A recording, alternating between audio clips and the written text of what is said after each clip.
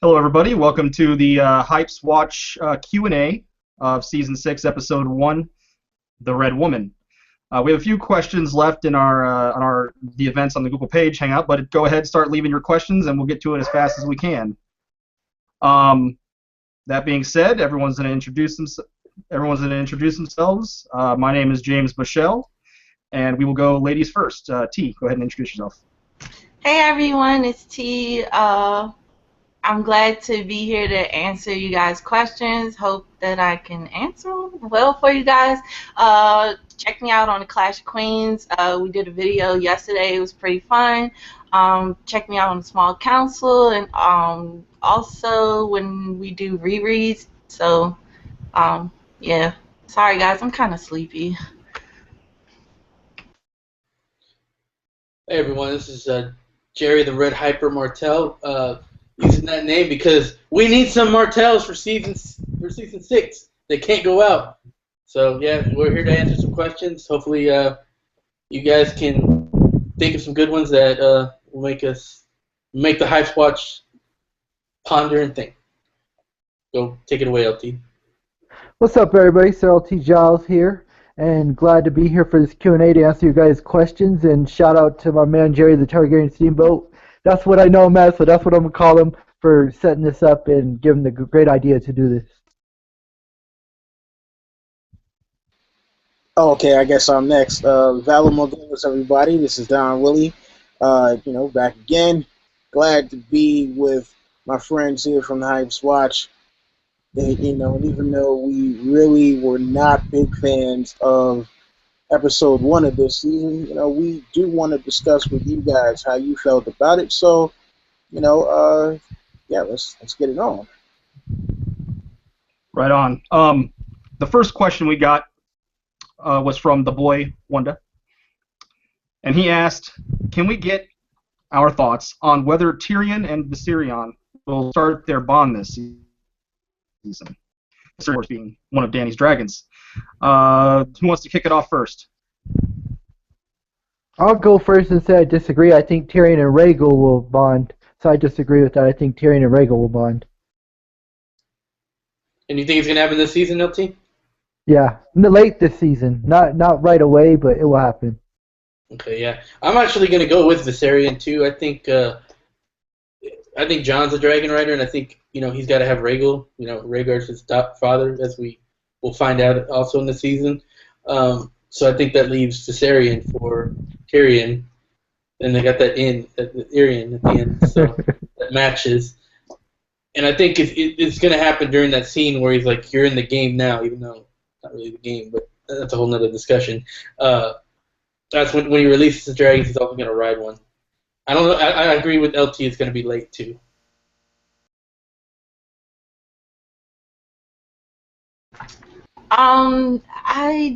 I guess I don't know. Maybe I don't see Tyrion riding any dragons. Like I get the whole theory, but I can't physically see him riding a dragon unless someone's helping him up on it.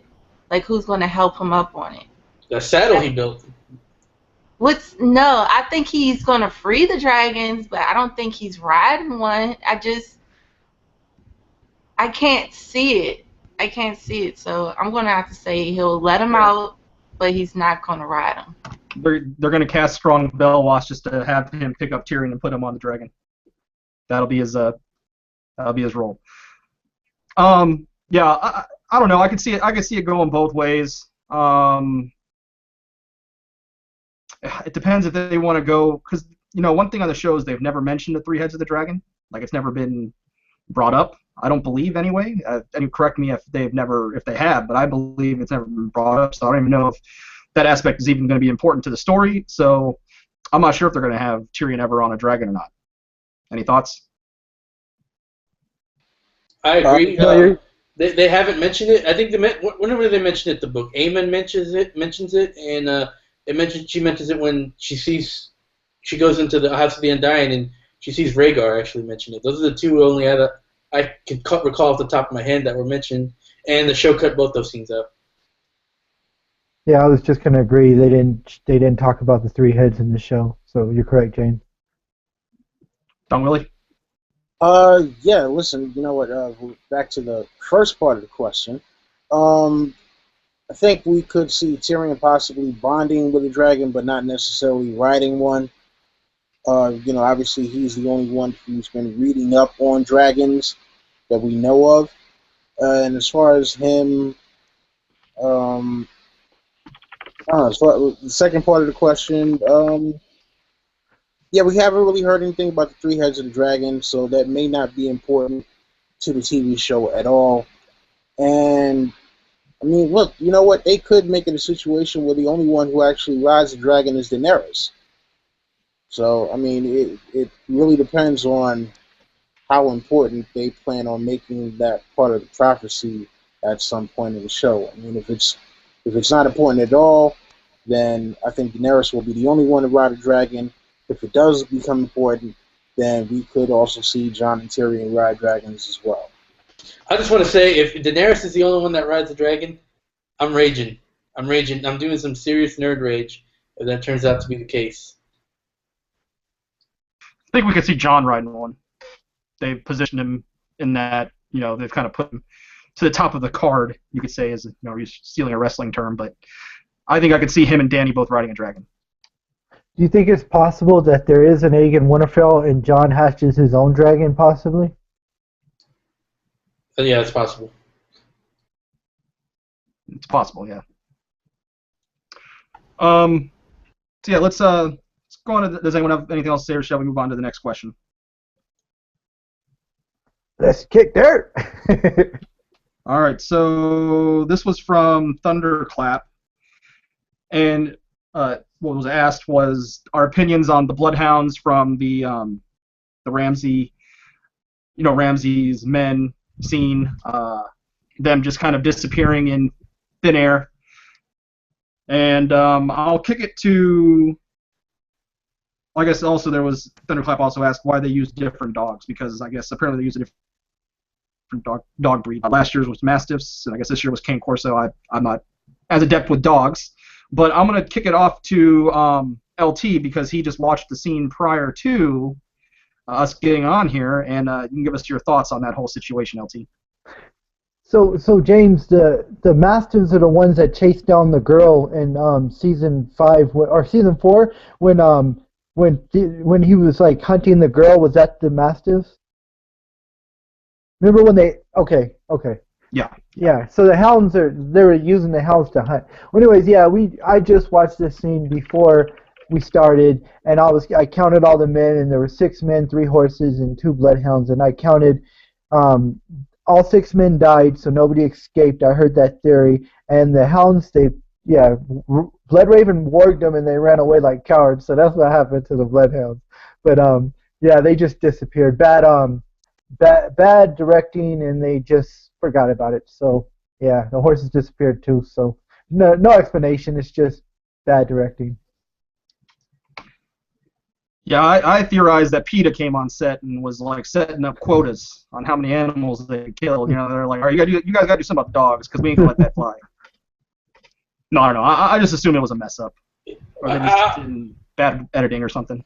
I don't know. I might believe the PETA thing too, because I know, James, you recently watched The Death of Superman Lives, the documentary, and I know he was playing. The producer John Peters was planning on killing 2 polar bears, and Peter was like, no. He's like, okay, we'll just kill 1. So could be. Well, the whole polar bear thing was dumb to begin with, but that's for a different video. Yeah, the point is PETA gets their wishes when it comes to like polar bears and horses.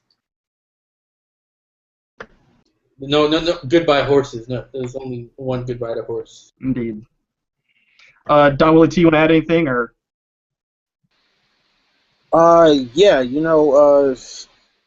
I mean, like you said, it could be the whole PETA thing.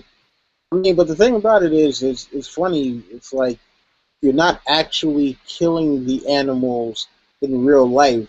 It's fiction, and unfortunately, it's something that has happened in real life. And I'm like, I think people need to really stop kowtowing to special interests sometimes, because you're not able to effectively tell a story in an accurate manner. You see what happened this time. Now, I'm not gonna blame it all on them. It could just be bad editing, but somehow I doubt that it's just bad editing and no kind of outside coercion.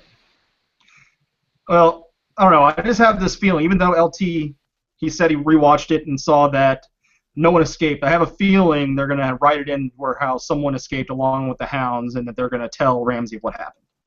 But And I don't know if just, that's going to happen or not. But, and if that happens, I could so picture Ramsey filleting that guy for failing. Yeah, I think that the only explanation is that, well, that doesn't make sense, but I guess for the TV universe, that the dogs ran away with someone to, I guess, get more people. I don't know. That doesn't make sense either when I say it out loud. These dogs are like Lassie. Go get help. Yeah, it's like I guess that was the one part of the scene that threw me off, was because the dogs seemed like they were about to bite her face off, and then the fighting goes, and they got scared. Like that I don't get it. I wish they would have showed us at least like them running off, so we would have got like, oh, okay. I don't know. That didn't make sense to me. But the only way I can think to make sense is that they ran off camera. now, LT, you said you could see Ramsey flaying the guy for for screwing up, but I could see Ramsey flaying a guy because it's a Tuesday night. Yeah. Well, he's gonna be like, Ramsey, I messed up, and they got away, and Ramsey's like, thank you for this information. But yeah. So we will move on to the next question I've written down here. And this is our first questions from the chat. It was from David Adams. He said, essentially, go on record, make your call. Jon Snow alive in episode 2. I'll start with this one. I'm just going to say no, I don't think it's going to happen in this episode. I think they're going to wait one more episode. I think this one they're going to focus more on the stuff they didn't focus on last episode. So that's just my feeling on that. Next. Yeah, I agree with you. I think it's going to be episode 3. I think they have to drive it home that Rhaegar and Lyanna is Jon Snow's parents. I think we're going to probably get the Tower of Joy. I think we're going to get it earlier. Yeah, I've been saying, like, for a while, I've been doing a lot of parallels between comparing Jon and Jesus, just from ever since they released that poster where it looks like the Passion of the Christ poster with Jon Snow. So I'm thinking the third day is when Jesus was apparently resurrected, and the third episode was when Jon will be resurrected. And also the guy who's probably playing Arthur Dayne with the 2 swords, he tweeted that, episode 3. So that's probably when we're getting the Tower of Joy. We're getting the Tower of Joy is also when we're getting Jon resurrected. I heard from Emergency Awesome in one of his videos. He said that episode 4 is supposed to be the longest episode of the season. So I think that might be the episode. And I don't think they would do Tower of Joy and the Resurrection the same. But I might be wrong. I want it as soon as possible. So if it's 3, I'll be happy. But a longer episode in 4, that sounds about right to me. Listen, personally, I hope that they fake out the entire fandom and that it is a glamour. That's how we see Jon come back for season 6. It is a temporary glamour, and we find out it's Dolorous Ed or somebody else from the Night's Watch. So who was Ed that they told go get the wildlings? That was Jon? He's just gonna come back with the wildlings and be like, here's my boy Tormund. Be tight. Nah, it could be a situation where, just before like the Battle of Winterfell, like at some point, they've already sent out all the troops, and then like, they're losing, and then the next thing you know, here comes Jon Snow, and they're like, but I thought he was dead. Then maybe an episode or 2 after that, it's like, yeah, no, it's actually Dolorous Ed, and Jon's body is in the ice cells or something like that. So then when would you want the resurrection to actually happen then? The actual resurrection? Next season, or at the end of episode 10. Interesting. no, that would piss me off. No, no, like no, like no, because they're bad with spoilers, and no, like if you're gonna bring him back, just bring him back and keep his story moving. But him being clamored, and then it's like, psych, he's still dead. I think people would get pissed. Yeah, And that's then that's only what Tom find alluded out to. that until the next season, I wouldn't hit my TV because I spent a lot of money on it, but I would be really mad if that was it. And in 2 seasons, you find out, like, the whole season, you find out, like, he's really not dead. I mean, he's not alive, but he's still dead. I would actually be happy because I know that's not going to happen in the books, so I'd be like, yes, they've completely abandoned anything George was planning. They're doing their own thing. No spoilers. Yes. Yeah, I would love The that.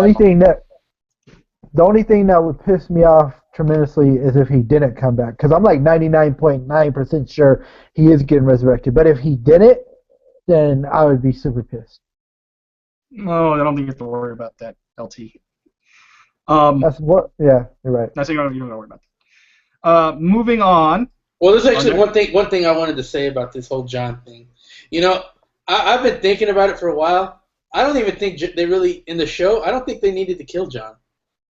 I think it was kind of, they're just following the books. But the hard home change, I think, in my opinion, changed everything. Like, it gave, I don't know, what do you say? Gave credibility to, like, yeah, the others are coming. There's enough guys that are seeing it, and I think he could have just been like, yeah, we need the North. Lord Commander's going to get the North. Let's do it. That's just my opinion there. But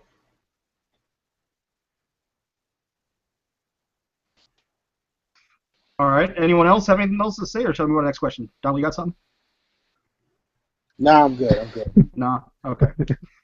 Hey, James, we did have another question in the Google event that we missed from Thunderclap. In the Google Hangout event? Yeah, in the Google Hangout event. It's from Thunderclap. He said, what's Ramsey's next move going to be concerning concerning Sansa, and what is he going to do with Fat Walda? All right, you want to answer it first? Yeah, sure. His next move regarding Sansa, I guess he's just... What is he going to do?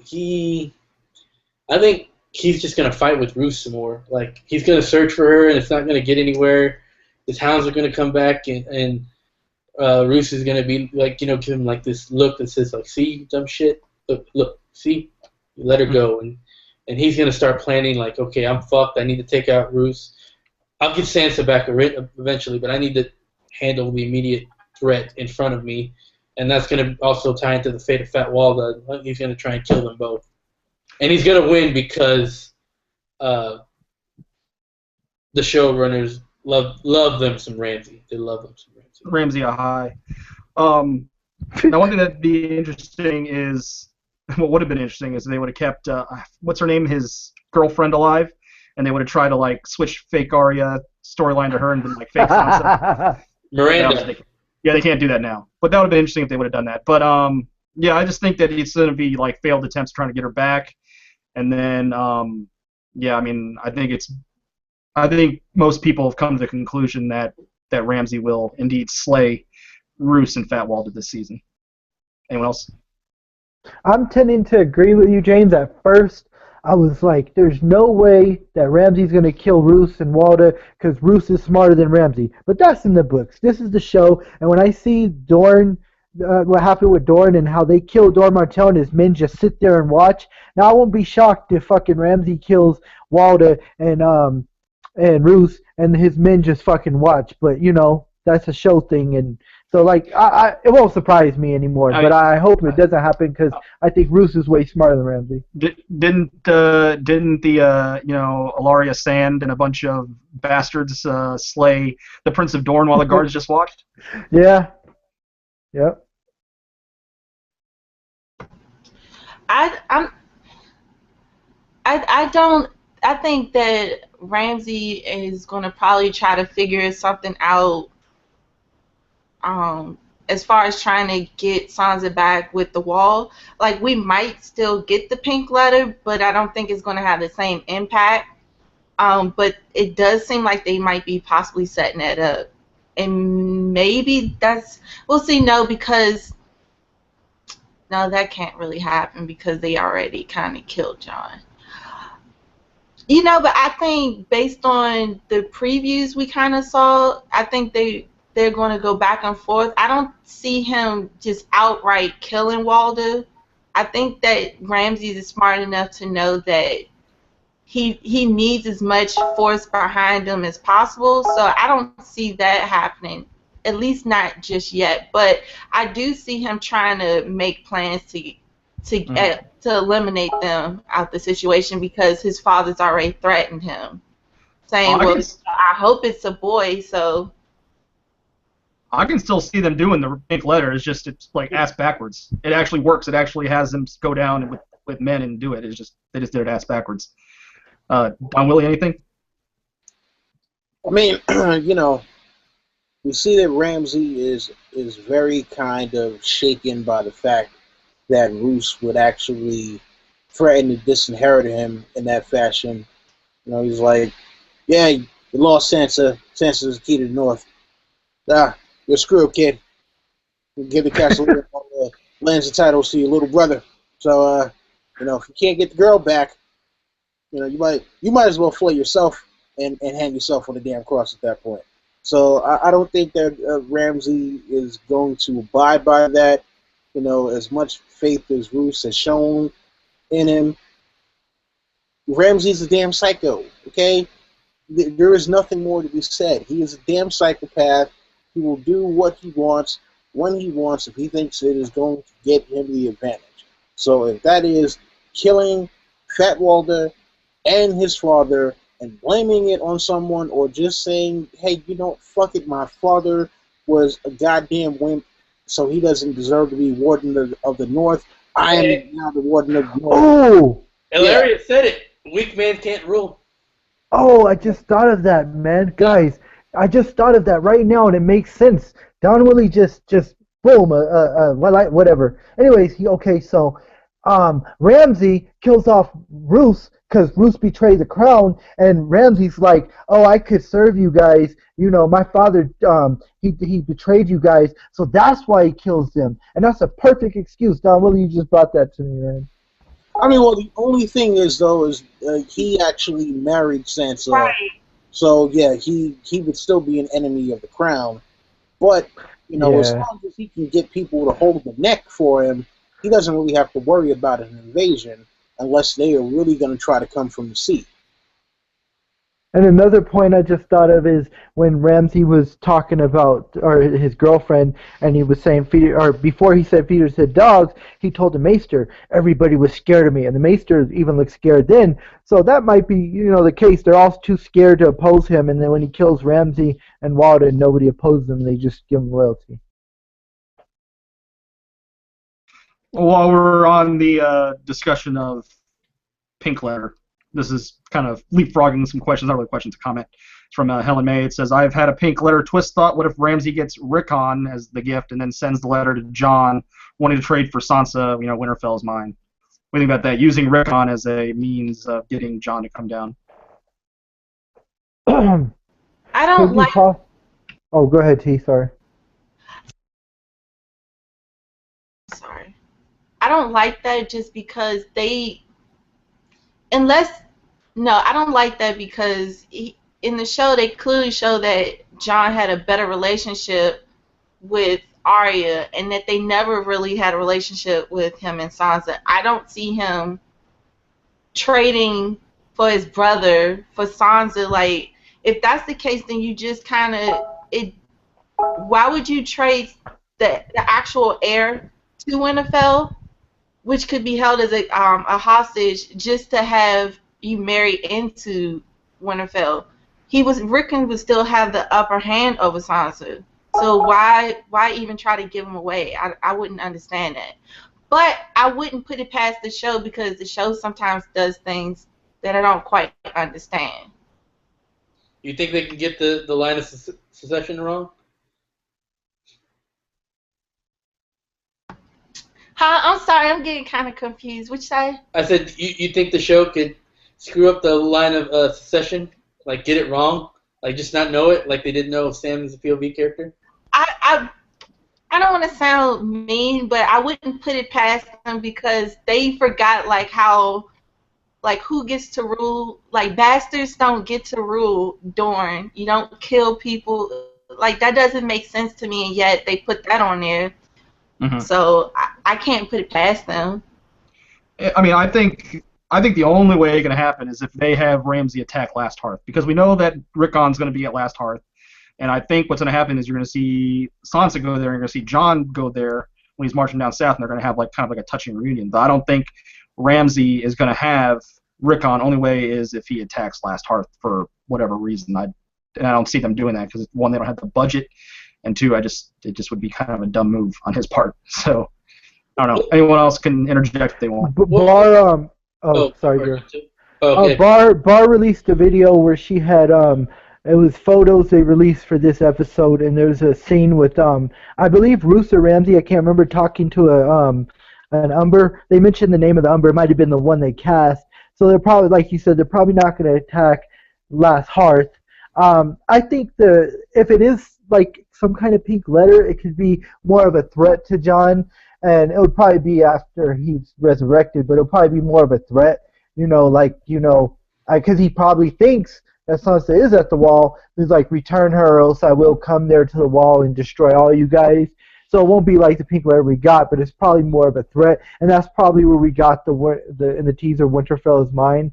So he's probably threatening Jon or something. I don't know. But if the Rickon thing is true, that will be a fucking a fuck you moment, definitely. If you look at the trailers and teasers and like the inside the HBOs that we got before, it looked like the Umbers were on the side of the Boltons, like they were fighting with them. And then we're also apparently Ramsay's getting a gift, so I'm thinking maybe that gift might be the Umbers turning in Rickon to the Boltons, to either to catch favor with the Boltons or they're trying to play a trick on the Boltons in some convoluted D&D kind of way. I mean, I don't know. Maybe. But I got a question for you. Real quick, I got a question for you guys. If Tony's right, because Tony predicted that possibly it could be Rickon and Asha on the crosses. He said that. So if they do a scene where they kill Rickon, could it be as worse as Shireen to you guys? Yeah, if they're burning him upside down and that's his burnt face that we see. At least we didn't have to see Shireen's burnt face. Yeah, but pretty bad. I think I think it's Roose. I think it's been kind of, people kind of turned around on that and speculated that it's Roose, and they didn't show Walda because it would give it away. That's what I think. I don't think Rickon's gonna die. That's just my opinion. I don't.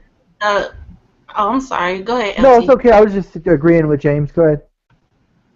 I think it'd probably be more messed up if it was Rickon, just because you would know that it wasn't like a quick hers wasn't a quick death because it was by fire, but this is flame, and we saw like what happened with Theon. I just think it would be messed up because it would kind of break your heart that he's been missing this whole time, and then you bring him back just to like get in the hands of Ramsay. Like if Ramsay, if that is the gift, he doesn't live. Like it's impossible. Listen, at the end of the day, if Rickon dies, we should all riot. Write to Dave and Dan and whoever the hell else is working on Game of Thrones and tell them, yo, you know what? You guys are going to have to go back and retcon the shit out of this season because that is some absolute bullshit if you bring the kid back. But then again, look at what they did with Dawn. You know what? I'm going to stop before I start to actually get angry. So Don Willie, you think that Daenerys will get on a dragon and like go around the planet in reverse to like in Superman to turn back time? Let's not talk about that. No, stop, please, stop. Now, one thing I want to talk about, or that what you were talking about with the Umbers and giving Rickon the gift. Now, what if they're doing it, kind of like what we think in the books is, them giving Rickon as a gift, and then eventually they're gonna, betray Ruth from within, or Ramsay from within. Feign to be on their side, and then end up during battle, betraying them. I think that's a possibility. Oh, that'd be cool. But yeah, we will move on, unless anyone else has anything else to add to that. I got one more thing. Do y'all think that it's possible that Dan and Dave read about the pink letter from in A Dance of Dragons and they just took it at face value? Like, I think we all think that someone else could have wrote the pink letter. You think it's possible that in the books we find out that it's like Stannis or Mance or something, and Dan and Dave are just as shocked as everyone when they find that out too, and they're like, "Oh crap, we thought it was Ramsay." Yeah, I could definitely see that happening. I mean, listen, which one was the one that wrote X-Men Origins Wolverine? Benioff. So, I mean, so I wouldn't put it past them to be like, oh yeah, sure, yeah, it was exactly how it was written, and also the whole thing with the Umbers turning over Rickon. I mean, yeah, man. All right, you know what? No, let's please, can we move on before I start to get upset? Or there's my theory that they've only read up to the Red Wedding, and they have their interns scouring the internet for like theories and stuff, and someone was like, "Hey, you guys ever heard of this pink letter theory? Oh, what's that? Oh shit, we better put that in the show now." That's my theory. But yeah, we will move on from that. Yeah, I don't think that they. God damn it, Jim. All right, so our next question here, and hopefully we get LT back. I see he dropped. Is from Hiking Through with Steffi. It's actually from her sister, and the question is, do the old gods encompass all the gods? Who wants to go first on this one? I mean, what does she mean by that? Like, I assume all the gods are old, so if they're truly gods. But is she referring to the northern gods? Yeah. Do they encompass all? No. I think there's like something supernatural going on with each of these gods, and it makes people believe that there's something more than they're not. I mean, yeah, they're supernatural, but they're not they didn't create the world. They didn't create existence. Yeah, I just think it's kind of like it's like worshiping nature, kind of. It's kind of like more of like a druidic, kind of like a spirit, like one with nature kind of deal. To me, is how I always interpreted it. It's all interpretation of religion. It's hard to say one way or another. I don't know if anyone else wants to say anything on that.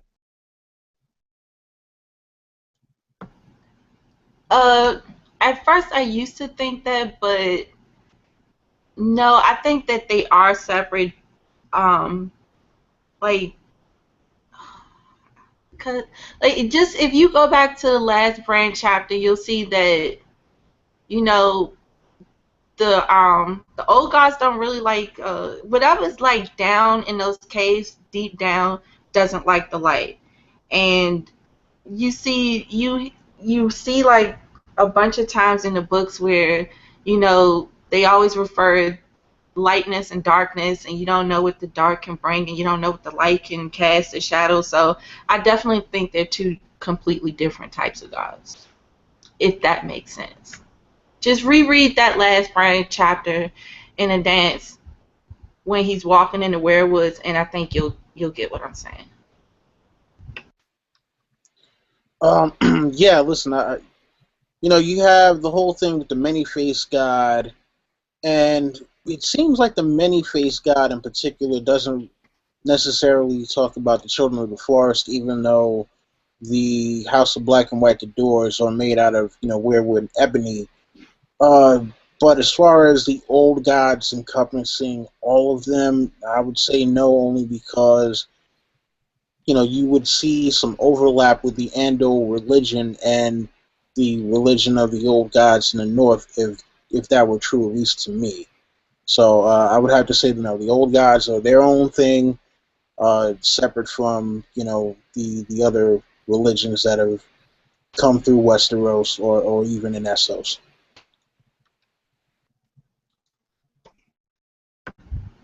Right on. Could we like could we try to keep the questions to the TV show related? If Yeah. Yeah, possible. I'm trying to. I mean that's a good question, but that will fry my brain if y'all really want me to answer book questions. All right, yeah. We'll move on to the next question, and it is a TV question. It's from David Adams, and he asks, "Is Sir Alistair Thorne dead in episode 2?" And for me to quickly answer this question, I'm going to say no, because like I said, I believe Jon is resurrected in episode 3, and I believe that Alistair Thorne will either be dead the episode of Jon's resurrection, or if they want to do Jon's resurrection at the end of the episode, he will be dead the following episode. So that is how I answer that question. Who wants to go next on that one? I'll agree. I think Jon has to come back first before Alistair Thorne dies, and I don't think Jon's coming back this episode. So I'm saying episode 4. Give me that. Yeah, I think Alistair Thorne needs to see Jon, in order for him to truly believe and understand, the world that he's living in. I mean, even though he is a member of the Night's Watch, he's been beyond the wall, he's seen some things. I don't think he truly believes in the whole threat of the White Walkers. I don't think he believes in, the Red Priestess and R'hllor. So, just in order for him to get the realization of what is actually going on in this particular realm, he needs to see Jon first before he dies so he can know, like, yeah, you know what? This is not a game.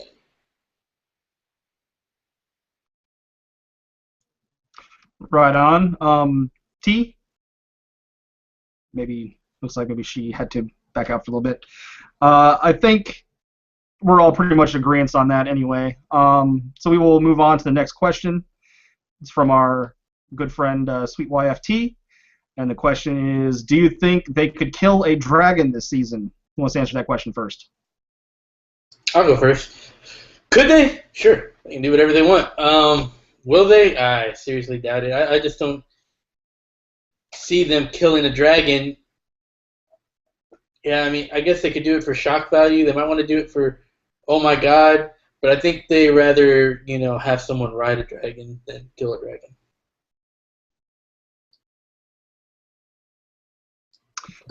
Yeah, you know what? I don't think they're going to kill a dragon this particular season. I think that the dragons, if there are any dragon deaths, that they won't happen until we get to Westeros. I think that you will have a dragon casualty as part of the war against the White Walkers. So yeah, I'm while they could, and obviously they are not afraid to. They're not afraid to subvert our expectations. I just don't personally see that happening. T? What question are we on? Essentially, do you think that they would kill a dragon this season, one of Dany's dragons?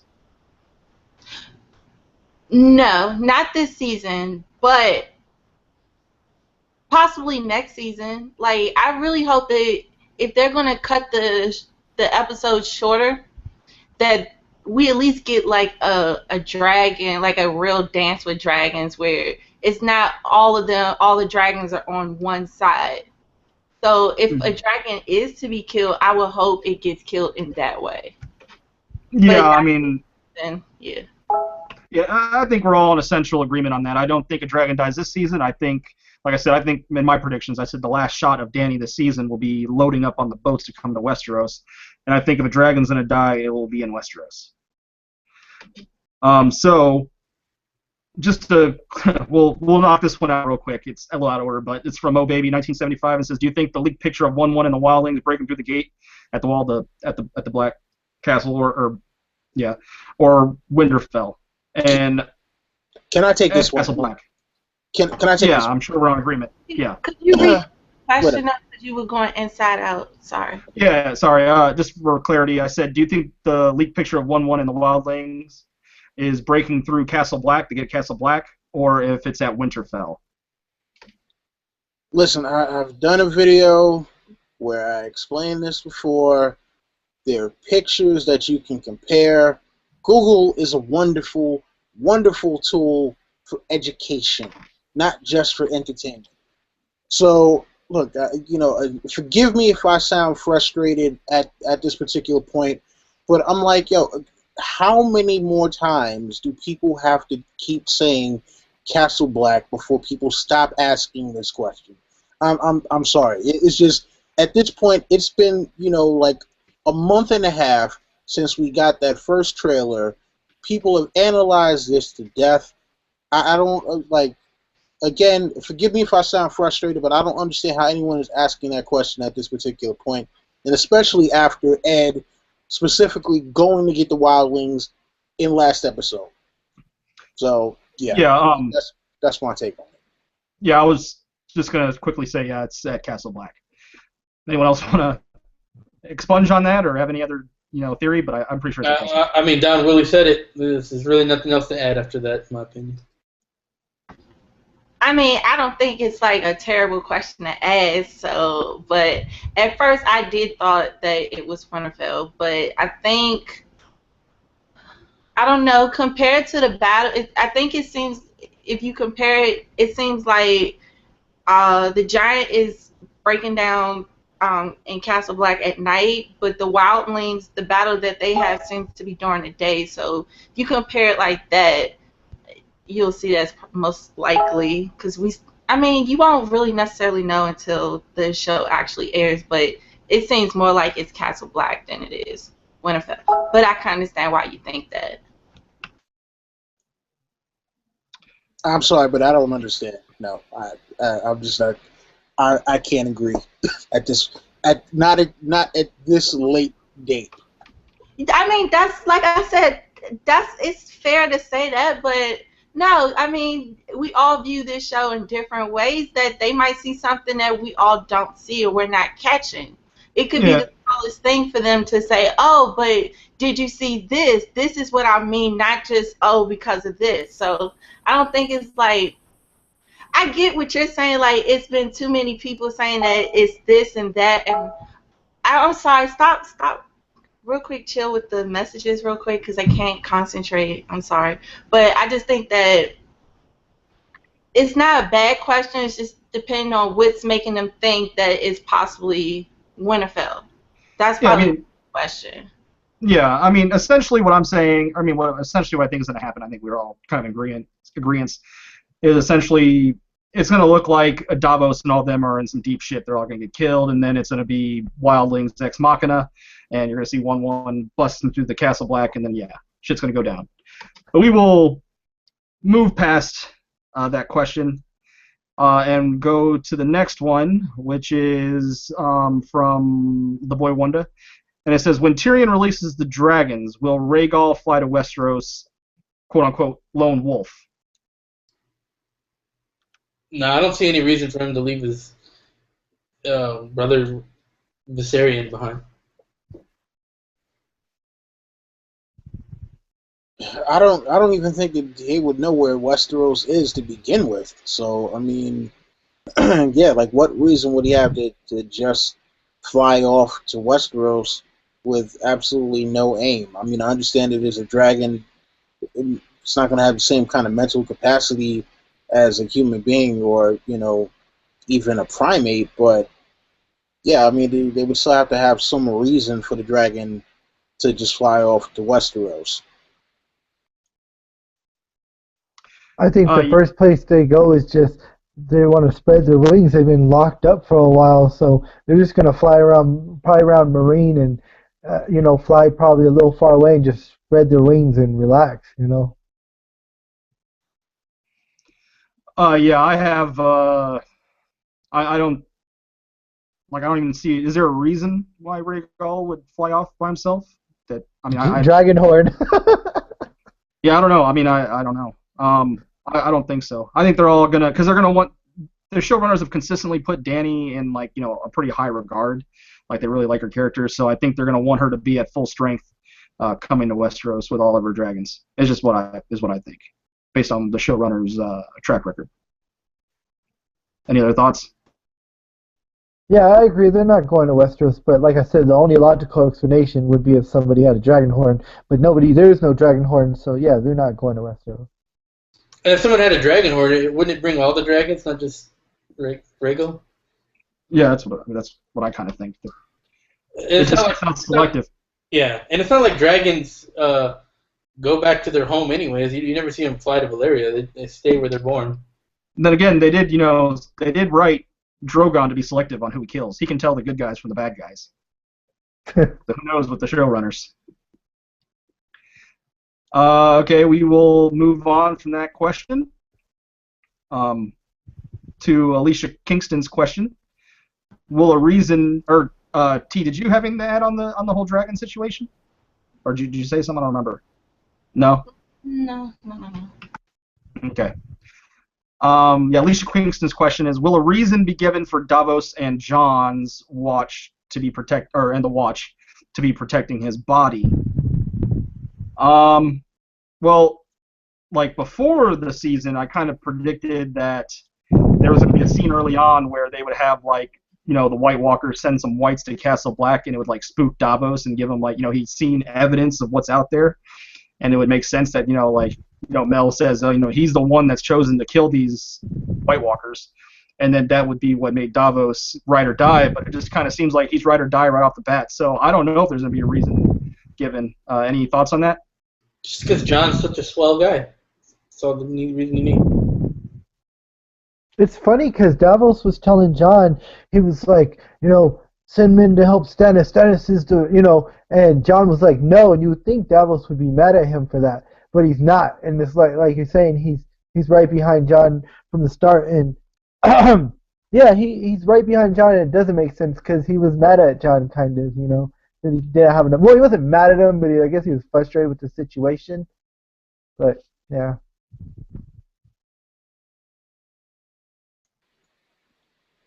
Listen, as far as why they might be protecting John's body, I think at the end of the day, you don't want to have someone ultimately just try to desecrate your friend's body.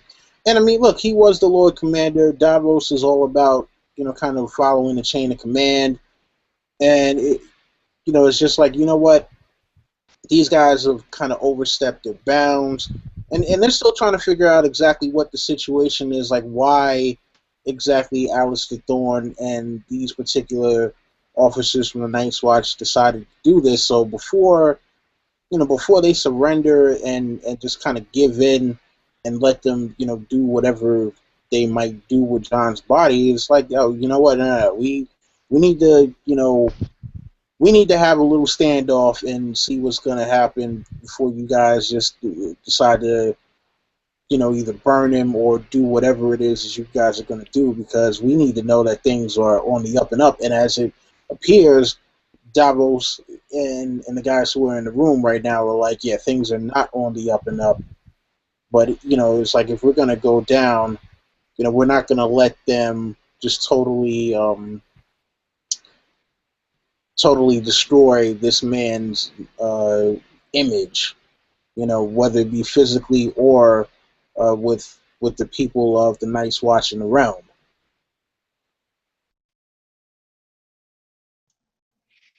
Anyone else? Guess not. T, Jerry, anyone?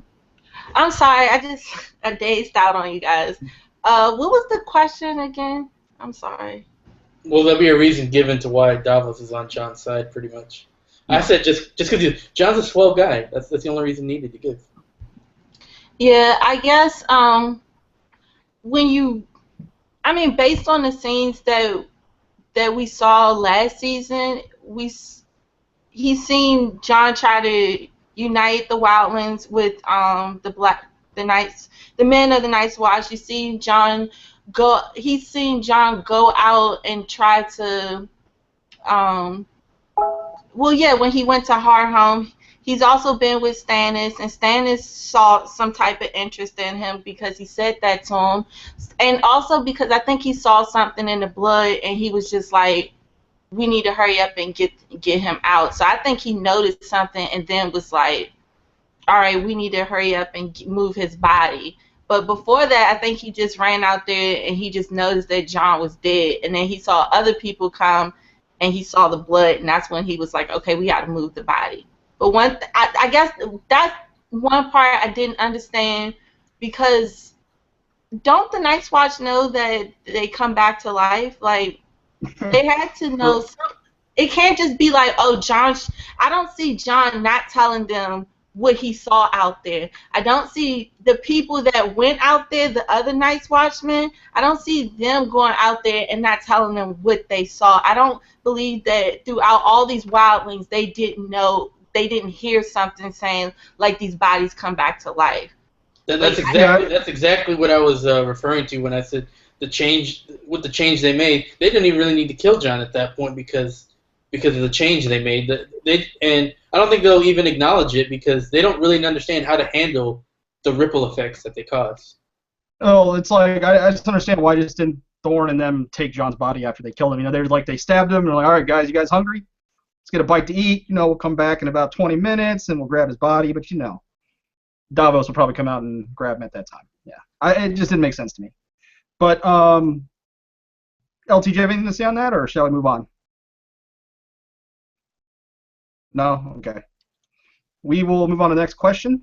It's from Peace Baby. And the question is... Baby. Related to T, yeah, Peace Baby. Related to T, yeah. What is the reasoning why the Umbers will betray the Starks? I can't remember if that's in the books as well. Well, we know in the books, actually, the Umbers, a sect of the Umbers, betrays Stannis, essentially. He's in their camp. The Umbers are in Stannis' camp, and he finds out that they're sending secret correspondence to. No, that's the Karstarks, isn't that Karstarks? Oh, right, it's the Karstarks. My bad. Yeah, it's the Karstarks, not the Umbers.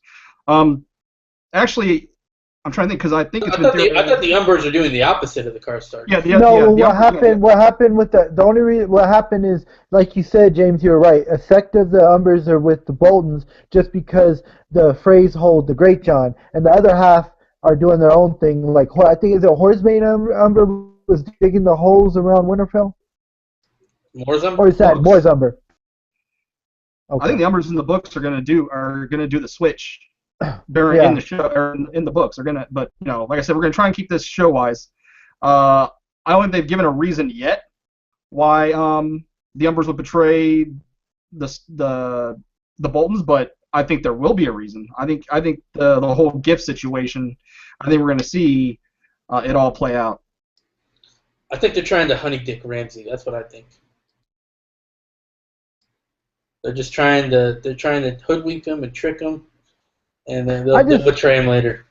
I just love if this thing is right about the Umbers giving Rickon and it's all a ruse, a trick to trick Ramsay. That would be hilarious because that bastard deserves it.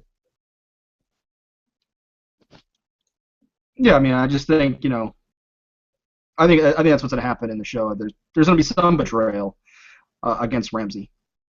Also, Baelish Ex Machina at the same time. Don Willie? You know what? This is a kind of interesting question as far as with the Umbers. Man, listen, like I already said, if they kill Rickon because the Umbers then turned him over to Ramsay, I'm gonna have a major issue with that. Yeah, I mean, truthfully speaking, yeah, I'm really not sure how to call this one because you don't know who's going to be siding with who. I mean, they could give the Umbers, a pseudo Manderley plot. I mean, that's kind of where it seems that they're going because they haven't cast the Manderleys at all, and you have to give them somebody to betray the Boltons.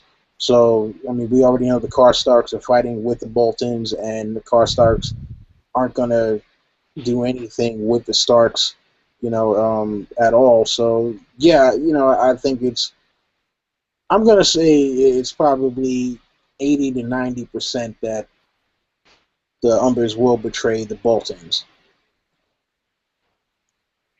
Right on. Anyone else? Okay, we will go on to the next question. It's from Hiking Through with Steffi, and the question is, are you guys disappointed that Mel didn't show any indication of being a slave, a brand, whipping scars, ink, etc.? And the answer to that question is yes for me.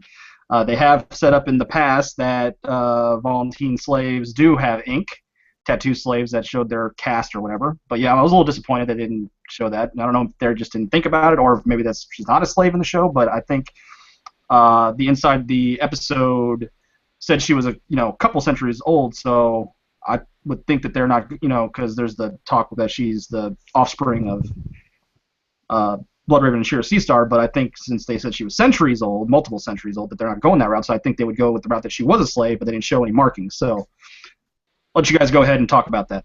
Wait, so here's the thing, though, right? So you can't really throw Volantis rules onto the rest of Essos. Remember, Melisandre is not from Volantis. She's from Mashai.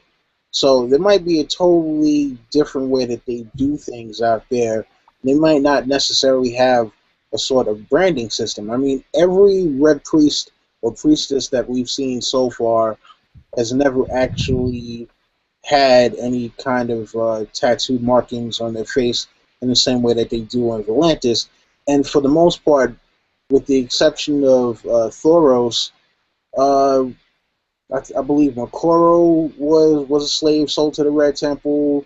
Melisandre was sold to the Red Temple, and it's pretty much everybody that we've seen as a priest or priestess was sold to the Red Temple. So maybe that's just not the way that they operate. Maybe there's some other way of, I mean, other than them wearing like the red garbs that you know that they belong to the Red Temple of Valor. Yeah, I hear you. I hear you. Anyone else?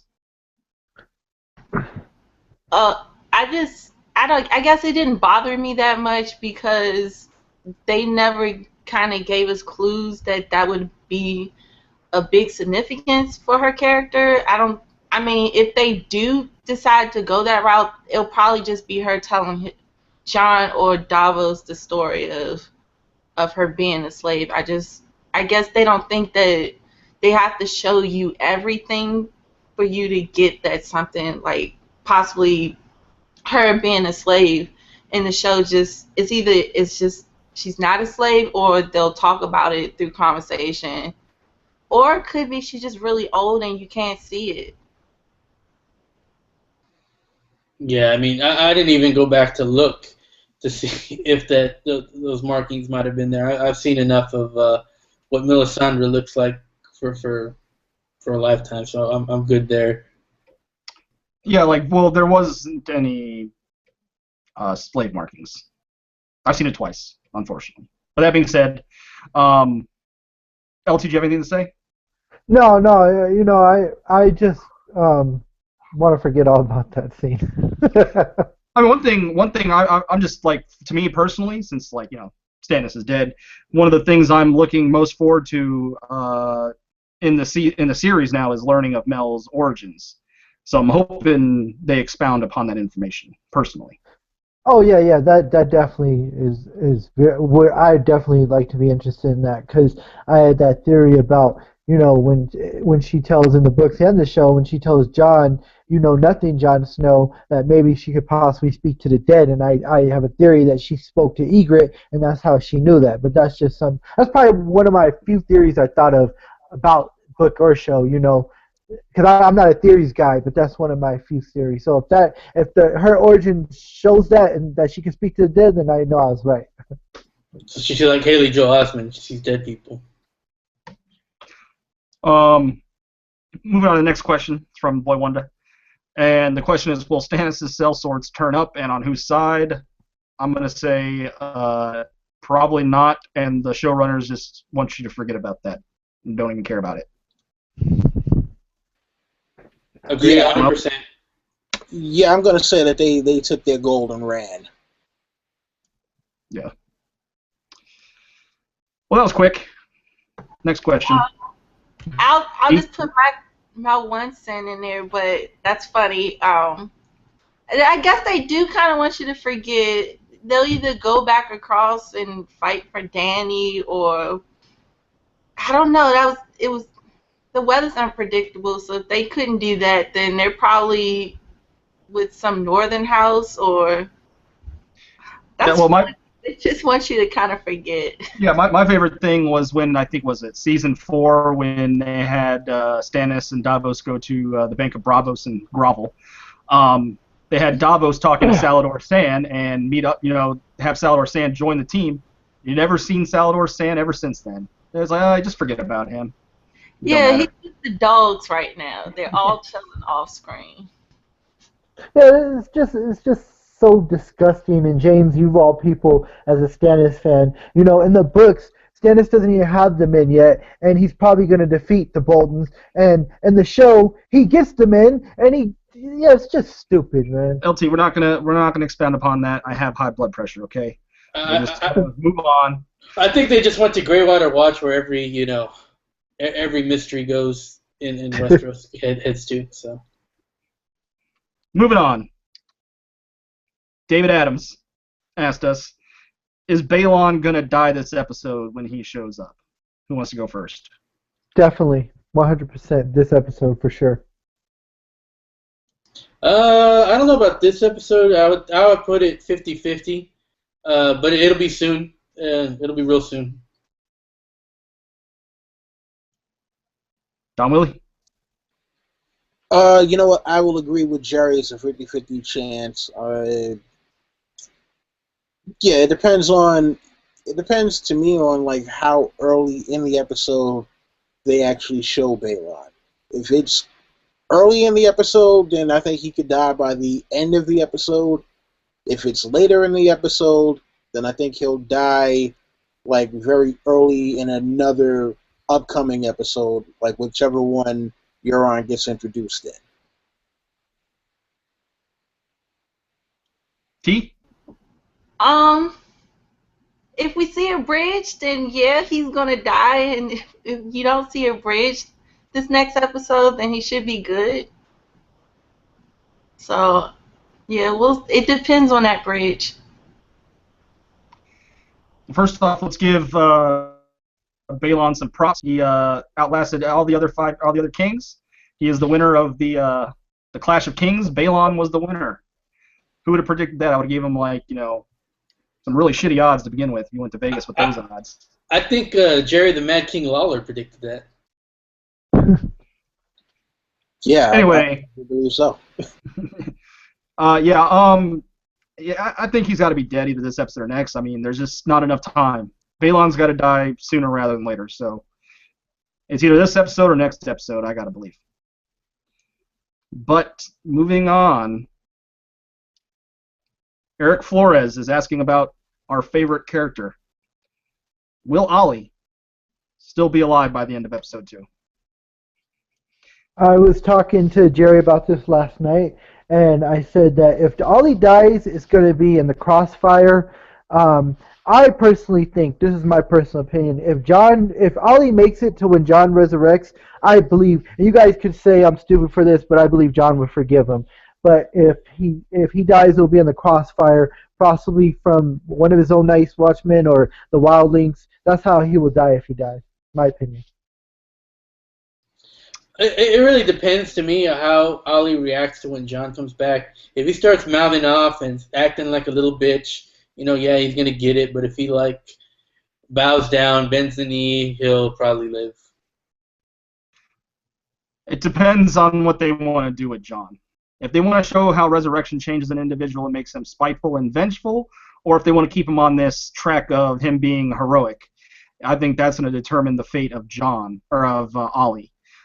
Either way, though, I do think Ollie, like I said, this is tying back into when we talked about Alistair Thorne.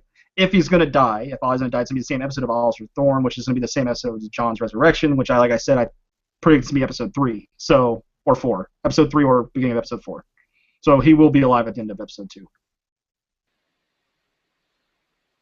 You know what? Personally, I think Jon will forgive him. I don't think he's going to come back that different. Yeah, but listen, everybody hates Ollie. He's the Chris Rock of this show, and at some point, something has to happen to him, because I can't see him being oh, you know what? No, but knowing Dan and Dave, they'll probably make him like the new Lord Commander at the end of the fucking series. Yeah, I don't know. It's hard to call with Ali. I know everyone wants him to die for what he did and just being a little fucking idiot, but yeah. Listen, sorry, Eric. I wish I had a clear answer for you, but Dan and Dave. That's all I can say. Imagine Ali inheriting Longclaw. Well, Shut yeah, up. that would not be great. No, that's crazy. That would piss me off so bad. It would piss me off if he get Long Claw. It would piss me off if he became Lord Commander. Like, I know But that you guys. Would it make you feel better if John got Don and then John gave Longclaw to Ollie? No, like, why are we giving him these like, Cause like, that's John's little protege. Like, that's why it hurt. You could when you watch that scene, it hurt John so bad that Ollie was stopping him. And Ollie didn't want to do it. You could see in his face. He was hesitating for a minute. He didn't want to do it. He was going along with Alistair and the rest of those bastards. No, because he was cool with on the last episode because when Alistair Thorne was saying how, yeah, we killed, he was in the middle and then he turned on that side like, yeah, I did it. So he's not even showing any remorse. Like, I get it. He's a kid. But he's a kid in this universe and he's like 13 years old, so he's basically a man. So y'all keep saying, oh, he's a child, but he's a killer. Like, he's a child that kills. Like, you have to. People forget that. Like, I don't understand how it's like, oh, well, we need to just give him help with murderers and rapists. We're gonna give him help there. Like, he killed John's girl, and John was like, all right, I get it. What's done is done. Then he killed the dude that killed your parents, and that's still not good enough. But oh no, John needs to get stabbed one more. Like, come on. Even if he didn't have to stab him, yet he felt as though he's not even part of the Night's Watch. He's not even a part. So why are you stabbing? Like, if this is a Night's Watch thing, why are you in it? He ain't said no damn vows. Like, I'm over Ollie. And the sad part is Ollie's not gonna die right away. But trust me, Ollie's gotta go. Like, he can't breathe anymore. He can't live, and I'm cool with that. And I know that sounds kind of fucked up, but that's the truth. One interesting thing is episode 3 is entitled Oathbreaker. I think part of that is going to be about the repercussions of the Oathbreakers of the Night's Watch who killed John. So it's going to be like that scene in Hook where Robin Williams has the sword and he's trying to figure out which Lost Boy he's going to pass it on. John's going to do that and he's going to pick Ollie. Moving on from Ollie. This is from David Adams. Where are Jorah and Dario going to end up this season? The Khalasar is moving Dany to face Dothrak. Anyone want to go on that? I think I already know what's going to happen with them because there's a scene in the trailer that it looks like a showdown with horses like Dothraki, and I think it's Jorah and Dario. I mean, you don't see them, but it looks like some kind of standoff. So I think there's going to be some kind of standoff, and that's when Drogon's going to come and save the day. I don't think they're going to be in this episode. I think they're one of the ones that get passed over to the next episode, maybe in episode 4. Well, I was asking kind of like where are they going to go this season was the question. But this season is the next episode. This season, yeah, I think it's just what LT said. I agree with him on that. Yeah, they're going to end up in base Dothrak because Daenerys was leaving breadcrumbs for them, Yeah, well, what I thought was going to happen was that they're going to come across this stack of burning bodies. So wait a minute, that's Lord of the Rings. Well, the show loves their ex machinas, as I've alluded on, and it's going to be one of those things where you're going to have Dario and Jorah come up with this half-baked plan to rescue Dany. They're going to be like on top of the mountain looking down, looking at her. And then when they make their move, it looks like they're going to get fucking killed, and then here comes Drogon. It's going to be Drogon Ex Machina. That's what's going to happen to save the day. Yeah, like watching that scene where where what's his name? Because now I keep calling him Scooby, and that's not his name. Just call him Not Scooby. Jorah, huh? Just call him Scooby, or call him Shaggy. I don't know. No, he's definitely Scooby. But he was like holding Jorah's horse, and he was like, "What's that? An army? Is that a herd? Like what? Like you've been out in this world and you've seen all these things. Why are you like anyone could look and see that it's a circling, it's a horde, like something was circling something, and it's not big, it's a small area. So I didn't even think that you needed to see the ring. I just felt like it was too much. Like maybe drop. And then the thing is that it was so right there that why didn't anyone from the Dothraki? Why didn't anyone see it? Like Well, that the whole thing is to raid and take riches and their goals and rape people. That thing just kind of made me mad, and it really made me think that now I don't think he's the son of the harpy. Like he doesn't seem smart to me no more, and it's because of or it's that all just a thing. ploy. I still think he's the Harpy. I don't know. I don't know. He just seems kind of dumb to me now after that, and I can't stop calling him Scooby. It's just, I don't know. I don't think he's going to live. I don't know if he'll even survive this season, to be honest. I think he's the Harpy, and his ass is going to get chopped up by Jorah. That's what I think. Because especially after their conversation when he said he's not going to, he essentially says he sees himself as Jorah when he grows old, and Jorah says, if you live that long. To me, that was foreshadowing that Jorah is going to kill him. I think. Yeah, but also that's another thing that I guess I want to ask you guys. Like, what's going to happen once, he gets to Dany, and then he still has grayscales? Like, why haven't they shown us how contagious grayscale is? Because it seems like it's not that contagious. They probably don't know. It's just, D&D? and then he goes out and he just looks like he's so hot with it. It drives me crazy. Like they don't have to, like remember he still has grayscales, and then he's like touching everything. Like stop touching shit if you have grayscales. Have you ever seen that that Twitter emoji, like the troll face emoji? That's how I answer all the questions. It's like troll face emoji D&D. That's all you gotta answer every question is. Yeah, Anyone else? listen, as far as Jorah and Dario, I mean, yeah, they're trying to kind of build a new Tyrion and Varys kind of back and forth banter with these two, but it's awkward. You have the one guy who's sleeping with the queen, you got the other guy who wants to sleep with the queen, and at some point these guys are going to be at odds. They're going to come to blows because you can't have one dude who's pining after a woman that another guy is sleeping with and them just be cool about it. It's just not going to happen. So at some point those two are going to wind up getting into it, and I don't know, hopefully one of them gets killed out of it, because both of those characters are just fucking losers. I just wanted to say that I absolutely hate Daenerys' storyline in the books and the show. Not all of it, but I just hate it because I just want her to hurry up and get to Westeros. So I want these scenes to be done and over with. I'm tired of this. I don't care really. I want to see everything else. I think out of the two, I think it's more likely that Dario's one's going to die, because I think it's got to pay off that Jorah has grayscale. I think he's got to spread grayscale to Westeros. So I think he is has plot armor, you could say, to an extent, until he actually gets to Westeros, and then his ass is going to die eventually. That's what I think. I don't know if anyone else agrees with that, but do you think Daenerys is immune because Jorah touched her? I just think that the writers forgot that was even a thing when they wrote that scene.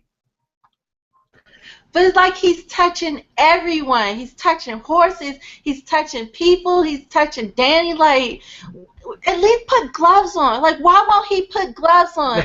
But you keep like that. It drives me crazy because maybe they're gonna go with the only way you get you can spread it is if you actually physically touch it with the exposed spot. But maybe they're gonna do something like that. It's in his nail, like it's turning black, so it's like it's now going up your arm, but it's gross. It's like someone having, because chicken pox. Grayscale to me looks like I don't know. it would be herpes. So imagine someone has herpes and they just touching shit. Like, don't touch me, okay? Like, I just don't get it. Like, put some fucking gloves on. Like, he had plenty I can see T if Jordan tried touching her going, no, don't touch me. I would say stay the fuck away from me. Like, I will kill you, Jordan. Like, I don't even care for your character like that much. It's just gross. Like, if you, it's supposed to be contagious. Like, people are saying, like, take them to the sorrows and just dump their ass there and keep it moving. And yet, here you are still rubbing. Like, you keep touching shit. Like, if that's the case and Danny saw the ring, why couldn't, like, Scooby pick it up? He don't have skin herpes, but Jorah does, and every scene he's touching something. Like, won't you show me he's not touching shit? You know, it could just be an issue with them having more, multiple writers and that's how these continuity errors occur because, like, they don't really think about it because they're not the ones that wrote that Jorah had grayscale. Maybe they don't think about it. You know what I'm saying? But then they keep pulling his arm to show, like, oh shit, it's growing. And then, like, in the show, they even they're like, did you get grayscales? Like, are you okay? And it's like he just. Like, just put some gloves on. If you're gonna at least touch shit, put some gloves on, because that makes sense. But you just touching shit just to touch it because you Jorah. Like, she should have banned him again. The second he saves her, be like, I saw that. You gotta go again. It's just nasty. Well, okay, we'll just answer that with D&D. That's how we'll answer that. So we will move on from that whole situation, unless someone else has anything that they want to add, anything to interject. Okay, we'll move on from that. Thunderclap says Battle of Six Armies, like full episode, like Watchers on the Wall. I'm just going to quickly say yes, I believe that's going to be a full episode, episode 9 probably. Agreed. Is that a title of an episode? No, it's just like the battle that's going to occur for Winterfell, essentially. Oh, okay, yeah. Yeah, probably episode 9 for sure. Or they could freak us out and it could be episode 8 like Hard Home. Well, yeah. I don't think they really freaked us out. I think they expected Dany's dragon moment to eclipse Hard Home, but it didn't happen. That didn't, for me anyway, it didn't eclipse Hard Home. Yeah. Yeah. Epic battles of ice and fire. That's exactly what it will be. Well, no, this one would just be epic battle of ice. Did you say something, Jerry? I don't remember. I just said I agree. It's probably going to be episode either 8 or 9, probably 9. And it's going to be the full episode.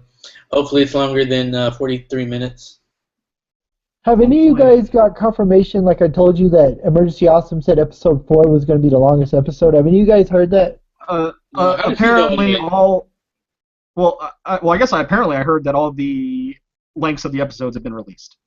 Oh, have they? Apparently, that's what I saw in the chat anyway. I haven't seen it myself, but... Do they count the previews as length of the episode? Because this past one had about 10 minutes of previews.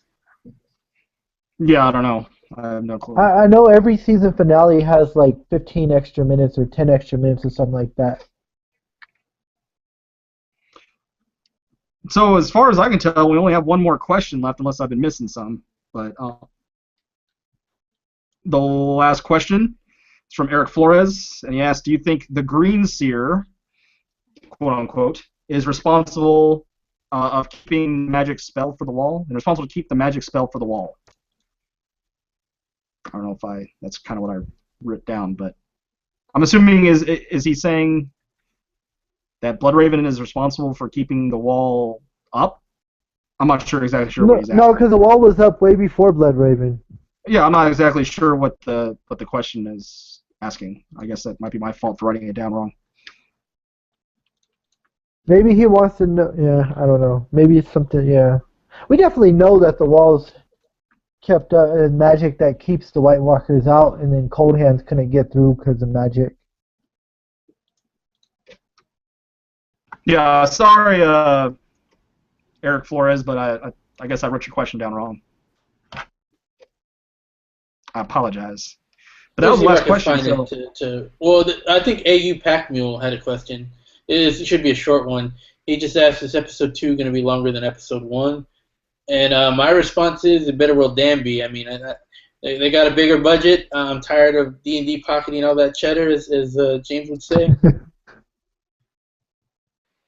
Yeah, Yes. it better be because I mean, goddamn, yo, that last one, I was sitting up there like, yeah. For one, I was watching it on HBO Now, so just the fact that you had like damn near 5 minutes worth of previews that had nothing to do with Game of Thrones, and then they went into like another 5 minutes of recap.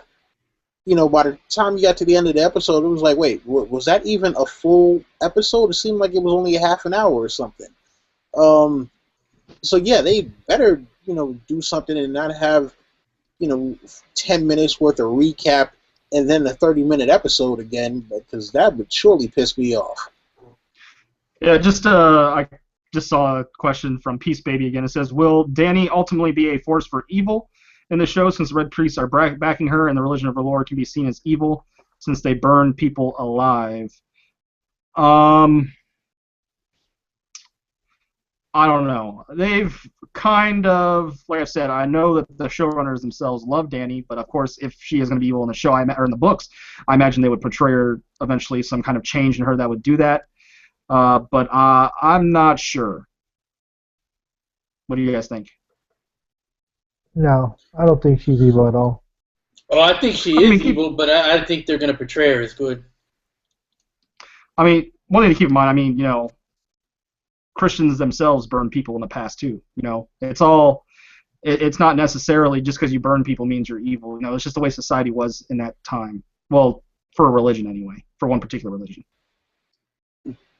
I mean, you know what? I don't think they're gonna have her doing the whole burning thing because at this point, remember Daenerys saw that her burning that master was not necessarily a good thing to do, and how she's been looked at. Because remember when Tyrion told her like, oh yeah, we're two terrible children of terrible parents, she was like, I'm terrible. And he's like, yeah, I've heard stories, and so I think that's going to be playing in the back of her mind, like, oh yeah, me just kind of randomly killing a guy to prove a point was a bad thing, but then say, oh yeah, now I'm gonna.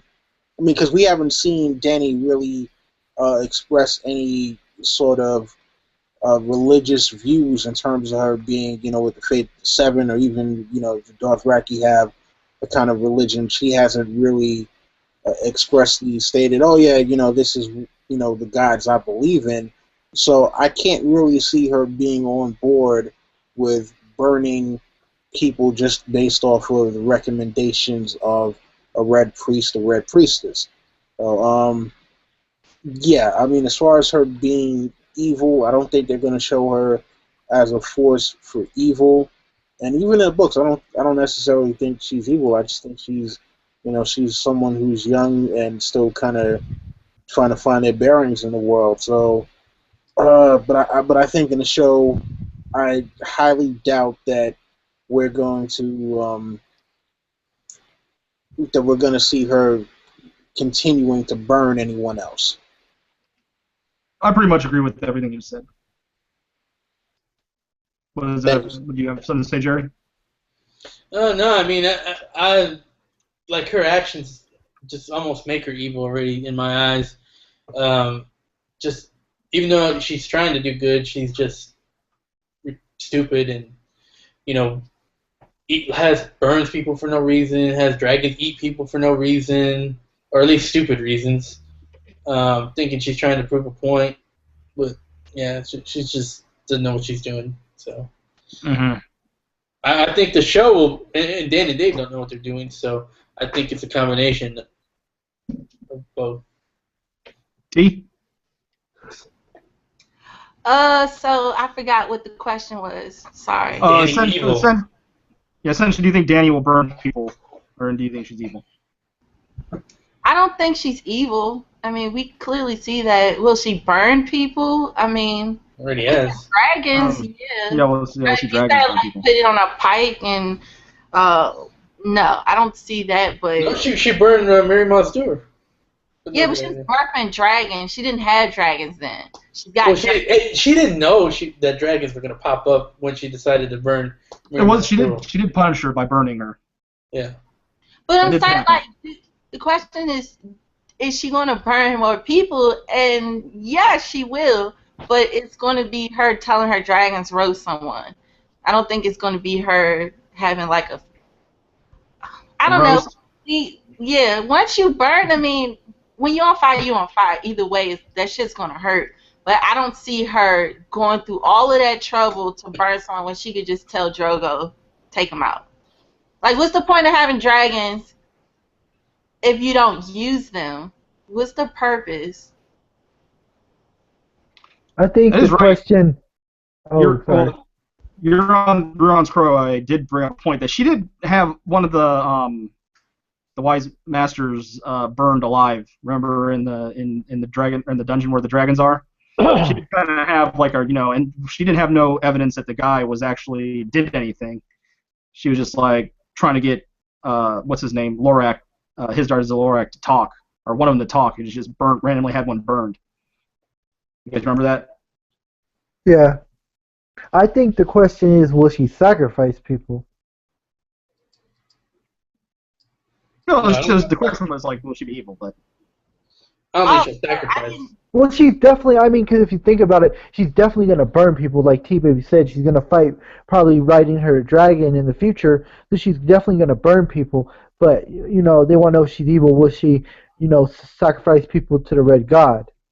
yeah, that's not gonna happen. I don't think it's gonna happen. Yeah, I don't see that happening, but that would be interesting. I'd probably like her a little bit more if she did, but I don't see Danny sacrificing someone to R'hllor. I mean, she doesn't even really think about it like R'hllor or the religion at all when it comes to her and her dragon. So Yeah. I don't see them turning her evil in the show, but in the books, now that would be an interesting top thing that she would probably have to deal with. Yeah. All right. Hey, Next. by the way, James, we missed one from earlier. It was from Icy Spots, and they were pretty Oh, much wondering about the conflict between Davos and Mel over the sacrifice of Shireen. Do they think there will be one? And I think Alicia Kingston also added, do you think Davos even knows about the sacrifice yet? I think it was kind of implied at the end of last season, uh, but maybe not. But I think they're gonna come with an uneasy truce. But I don't see I don't see Davos killing her or anything. Even when he finds out, I don't see like Davos being the kind of person that just sticks a woman in the chest because that happened. Um, yeah, it didn't seem like though. I mean, if you rewatched it, the end of season 5, it was kind of implied that he knows that Shireen is dead. Yeah, I think she. Yeah, I know she. I think she knows she's dead. But He doesn't. how? Yeah, he doesn't know that. That I don't think that he does know how, because he's way too calm for him to know like the way she died. He probably thinks that she just died in the battle. Like they came and they just killed everyone. But I don't think that she told the manner and how Stannis. Well, she knew Stannis wasn't going to make it, but I don't think she went into details with him and told him exactly how she died. I think later on they will find out, like they'll have a discussion, but I can't see him being that cool and that chill, knowing that she burned her. Like Well, there's a difference between like her being killed in the battle or whatever happened, and then there's a difference between, oh, we sacrificed her. right. I'm sure that he'll be pissed. He won't be calm about it, but I don't see him like sticking her with a sword. You know what I'm saying? I Oh, don't see that actually, happening. I would have seen him doing that if she would have came at episode 5, like or the end of season 5. If she would have been like, yeah, I burned her. I think he would have just killed her right then and there. Right, but see, I think they're gonna go through this. They're gonna go through this thing where they have this truce, Yes. and I don't think after all that he's gonna stick her. And I think she's going to go kind of a redemption, and I think she's eventually going to confess with tears in her eyes. I can't believe I did this. And you're going to see Davos, like, you're probably going to see him, like, cringe and maybe even move to his sword and then put his hand back, like, across. You're going to see him think about it, but he's not going to do it. He's going to be mad. Something like that. He's going to be Yeah, compassion. Yeah, I'm with you on that. I don't necessarily think he's going to kill her, but the way that he's reacting to her and considering her, I just don't think that he knows the whole story of what actually happened to her. Because he was really close to her, and he tried really hard a few times to separate Shireen from. So he might have an idea, but he doesn't know exactly what happened. Because I just can't see him being as calm as he is around her, even after all of that. Because he knew how stubborn Stannis was. So I don't think he's going to blame really her for what Stannis did, just because he knows how stubborn he can be. But to say that he knows exactly what happened to her, I think they're going to. I think that they're going to basically have a conversation, because Right. it's got to be something to resolve it, or he has to know something. Because I think in the preview he does go to the site to see where she was burned or something. So Yeah. she might not ever tell him, and he could find out that way. It's just he doesn't know exactly how she. I think we're all in agreement. I mean, I just don't think, because I thought that was kind of being implied that you thought that he was going to kill her or whatever, but I do think that yeah, I think we're all in agreement. Not me. I disagree 100%. I think if Davos knew what she did to Shireen, he would kill her immediately. Now, I think Jon Targaryen, first of his name, will sentence the bitch to death if he finds out what she did to Shireen. Well, No, I think they show compassion. I mean, well, you know what? Listen, you know, if Davos does happen to find out, I think he will find out right before Mel decides to sacrifice herself. You know, I do think Melisandre is going to sacrifice herself just to somehow prove that what she's been doing is valid. At this point, you know, with her taking off the glamour and just the way that we saw her at the end of episode 1 is, you know, her not believing in what she's been doing at this point. And I think the only way that she kind of restores her own faith is a self-sacrifice. Well, I think that she could possibly tell Davos, like, yeah, this is what happened. You know, I'm sorry I convinced Stannis to do this, and this is my way of atoning and actually showing true faith that what I believe is something real. I could see it. You know, her ass getting on a pyre, and then like the ruby falls off, and like she starts turning old and then burning up. I can see that in my head. But yeah, we'll move on to the next question. It's from David Adams, and it says, "What will happen with Arya, and when Brienne tells Sansa about her, will it foreshadow a meeting?" What do you guys think? I think Arya, when she comes back to Westeros, is going to be kind of the ultimate faceless man in terms of. I think that she's going to spend the entirety of the rest of her time in Westeros looking over her shoulder from Faceless Man. And so I don't think she's going to run into anybody that she recognizes from now on. You know, or at least if they do recognize her, you know, she's going to be too weary that it could possibly be a Faceless Man, and she's just going to, you know, spend the rest of her time not actually reconnecting with any of the rest of the Starks.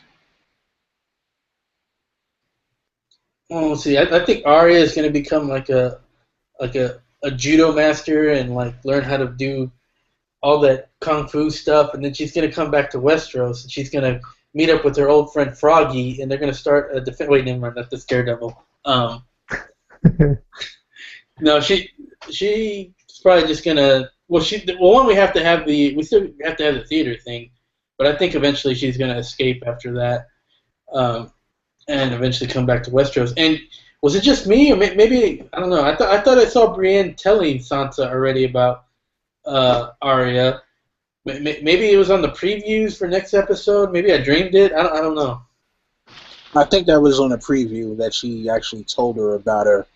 Okay. But I mean, at this point, yeah, I think that's supposed to be a preview where she tells her, "Hey, yeah, you know, I ran into Arya and I looked for her, and when I couldn't find you, somebody told me when I couldn't find her, somebody told me about you, and then we just ran into you at that inn, and you rejected me. Finally, you accepted me, and now I'm your sworn sword, etc., etc.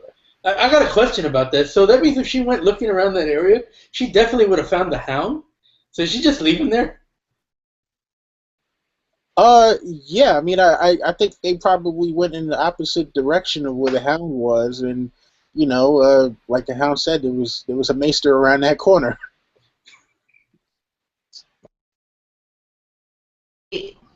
Wait, didn't Arya kind of go back that way? But if she went the opposite way, so she wouldn't be after the house. She probably went the way that Arya went, and then Arya hid and went back. I think that's what happened. Well, Arya went towards the coast. That's how she arrived at Salt Pans. I think Brienne probably went a little bit more inland than Arya did, because remember, uh, they were following Arya based off of what Podrick had last seen, and Mm-hmm. Podrick thought that he saw her going in the opposite direction. Yeah, that's what I mean. Like they were probably wasn't focused on the how, but they were trying to run to the direction that they thought that Arya ran. So James, the question is if Arya meets Brienne again in Westeros, or what was the question? Well, it was what will happen with Arya essentially, and when Brienne tells Sansa about her, will it foreshadow a meeting? I think between. Like if maybe Sansa and Arya will see each other again one day? Yeah, I assume that's what the question was. I hope so. I mean, we get this stuff about bittersweet, and it would be nice, for them to see each other. But I think when Arya comes back to Westeros, she's gonna be the ultimate badass. She's gonna be like a ninja assassin with crouching down on buildings and shooting bows at people. And then if anybody gets in her way, they're fucked. Well, I mean, I don't know what was said before, but I think, essentially, since she hid away Needle, she's not gonna be able to give up. She's not gonna be able to become no one. She's gonna escape from the Faceless Men, scoop up Needle. She's gonna head back to Westeros, and I'm gonna assume that she's gonna start scratching some people off her list, and hopefully there is a meeting of the Starks. That would obviously be a good moment. I don't think anyone would be opposed to that. No. Right. So I believe we have one more question, and it's from Hiking Through with Steffi. And the question is about Bran's visions. Will we jump into it or ease into it? If we ease into it, what will we see in order? Looks like we lost Don Willie. But I don't know, I'm assuming the first vision we're going to get is probably of... I don't know, you guys think we're getting Tower of Joy first, or are we going to get the visions of young Ned with young Robert and young Rickard? What do you think? I think the young Ned, young Rick, young Benjen, and all that. Yeah. I think we get that first. I don't know. It depends, because if John comes back, I think the next episode, then I think we'll get the Tower of Joy. But if he's not going to come back the next episode, then possibly we'll get the young Ned and young Robert. In fact, I thought the first episode might open with young Ned and young Lyanna, but so maybe this one might do it. I don't know. So. Yeah, but I mean, to me, I guess it's kind of like, well, I guess because I kind of asked the question like, what's the point of even showing all of them as young? I guess it's to show because I thought if Benjen's gonna be part of it, maybe it's because they want to bring back Benjen this season. He's totally coming back. Yeah, I mean that's what I think. I think he's coming back. But then I thought they want to show kind of the dynamics of Lyanna's and Robert Baratheon's relationship and how it's not what he thought. But yeah.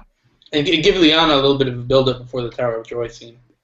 Didn't I tell you guys, Benjen's in an ice cell in the Lands of Always Winter. The others have him locked up. Nah, he's on that horse, dude. He's the one that saves Mera. I guess why would the White Walkers lock him up? Would be my question. Like, what would be their reason? That's just my explanation. He's been gone for 4 books and 5 seasons, so that's my explanation of where he's at. But well, I mean, like, what would be their motivations to lock him up though? I don't know, Just but I let's ask. mean, there's no other explanations where he's at. He's been gone. We'll get Or some he's answers soon. or he's just been chilling. He's been chilling like a hermit in the haunted woods. I mean, well, you know what? As far as Brand's visions, I mean, I think yeah, they're gonna probably ease into him. Uh, in the books, Brand's visions go from most recent events to events that are further back. In the show, I think they're going to do it in the opposite. I think it's going to be that we're going to see, young Ned, et cetera, and then that's going to lead up into the Tower of Joy, and then possibly something like maybe one standalone scene later with the White Walkers or Children of the Forest, etc. Like where that'll be like a mega scene with a whole bunch of stuff that's in the past. It really would have been perfect if they were going to bring back Benjen. If they were going to bring back Benjen, they should have had him at Hardhome as an explanation of where he's been and like the reason he's been trying to help gather the wildlings together to bring him south the wall. That would have been a perfect time to have him, but they didn't go that route. James, I got it. I got it. They Sorry, went for X Mach in a moment. I just want to tell you guys, sorry, we're not going to see Benjen until the last book or the last season. I got it. And I'm not being funny here. I'm being dead serious. So when the Night's King and Jon have their ultimate showdown, the fucking Night's King uses Benjen as leverage. You know what I'm saying? He's like, I got your uncle. You know what I mean? It could be possible, man. I mean, remember I said it. But does he even know Jon Snow like what he is and like he could foresee in advance to take his uncle? Maybe when they took Benjen, they fucking got it out of him. Maybe Benjen told him, everything. I don't like. But Personally, I Benjen doesn't know everything. He doesn't know John is, How do John you know that? He Targaryen. could. Ned could have told him that. They said he went to the wall for a mysterious reason. Nobody knows why he went to the wall. But see, like to me, I don't think the others would even care of what he had to say. Like to me, they're like kind of like an elemental force of nature. Like they're not duplicitous. I don't think they engage in like that kind of behavior. Is my opinion. They Well, might they care. they have their own language and everything. They might care if the Azor Ahai prophecy is true and they thought John was Azor Ahai, but I can't really see Ned thinking that and believing that, or else Ned would have acted much more differently, in my opinion. And we know Ned's not the best planner of anything, so. Anyway, we're kind of getting off the rails here. Yeah. T, do you have anything to say on that whole situation? On the original question? I'm sorry, say it again. All right, it's, essentially, like, the question was about Brand's visions. Will they jump into it or ease into it? And what do you think the order of his visions is going to be? Okay, so I think he's going to ease into it. I don't think he's going to be, like, really good at it. I think we'll see him getting taught, like, how to slip into the trees, and he might, like, get spooked and come right back, and then... So I don't think he's going to easily just be able to see through them. But like I said, I think if John comes back in episode 3, then I think we'll see the Tower of Joy. But if he doesn't, then I would think that we'll see the younger Ned. I mean, it might be possible we get that vision, the young, all them as young this episode, and then get Tower of Joy episode 3. That's what I'm thinking. That's the way they're going to do it. Sounds right. They could do that. I mean, who am I to tell them how to do their job? But well, it'd be better. Well, you were telling them how to do their job with Jorah, that's for sure. I'm just saying, if you have a disease that's it's nasty. It's just, when I think of grayscales, I think of herpes, and I'm just like, he's touching everything. It's nasty, and he's being so carefree with it, and yet he keeps checking his arms to show us that we know he has this skin herpes. Yeah. It grosses me out, and it makes me mad. Like, someone should at least chop off his hand. Like, when I think of grayscale, I think of even worse than herpes. I think of like bubonic plague. Like, yeah, it should be. Danny, people. Like, he should burn, or like he touched Danny. Like I would want to see when they meet up again and she just goes off because she's like, you touched me. Like, remember when you helped me out, you touched me. Like, what is wrong with you? Don't touch me. It's nasty. Just don't touch me with her skin herpes. Back off with the herp. But that's not what you asked me. But it's nasty. I'm sorry. Anyway, I think we're gonna about wrap it up. I don't think there's any more questions. I got one question. I got one question for everyone. This is gonna be the final thing, and then we're gonna take off because I know I want to watch the Warriors game, and I know LT definitely does as well. But so the question I wanted to ask everyone on this panel is Dorn. Now, did the changes that they made, did they do it because they want to just wipe out Dorn and throw that to the side? Or do these changes imply that there's going to be a new plot? And if so, what is the new plot going to be? Well, can I go first? Oh, go ahead, James. Sorry. Well, I was just going to say... Oh, sorry. All right. I was just going to say that no, it's not going to go away because there's still... You just can't finish it off like that. You still got the sand. You just can't be like, oh, that's it. No more Dorn. Oh, what's going on in Dorn? Like, who's leading it? Who's in charge of it? What are they all doing? So yeah, it's not completely done. I don't know what they're going to do. Like I said in a video I did recently, I was kind of hoping that there'd be like another noble house of Dorn in the shadows pulling the strings, but we have never seen anyone casted in that role. So I don't think that's going to be the case. I'm not exactly sure where they're going to go from here. I know you kind of think that all the Sand Snakes will become assassins in King's Landing, which, I mean, it wouldn't surprise me any. But yeah, I definitely don't think it's just like, oh, we cut Dorn off at the arm, no more Dorn. It's not going to be the case. There's still going to be more Dorn, unfortunately. Okay, so we know that Dorn is impregnable. The dragons couldn't even conquer it. So the Lannisters aren't coming to Dorn. No armies coming to Dorn to attack them. So what could the Dornish? What could these Sand Snakes and Eloria do? My opinion, if I was giving them counsel, I would tell them to align themselves with Dany, to give their army to Dany. That's the only logical thing they could do, because nobody's coming to attack them, and they don't have enough troops to attack the crown unless they align themselves, so they might as well align themselves with Dany. That's my professional advice if I could counsel Eloria.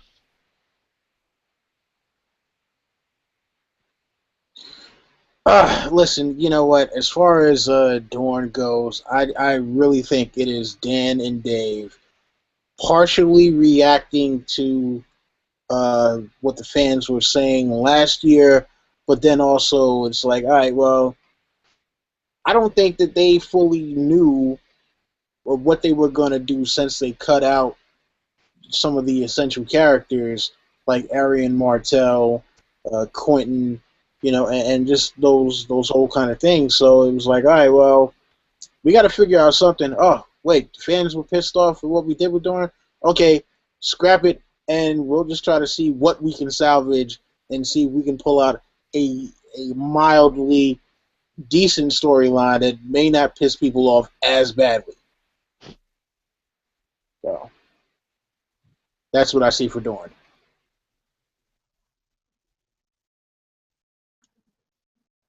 What do you guys say, Jerry? I was gonna say, let's go. T, you go first. I was in the chat room. What did you guys say?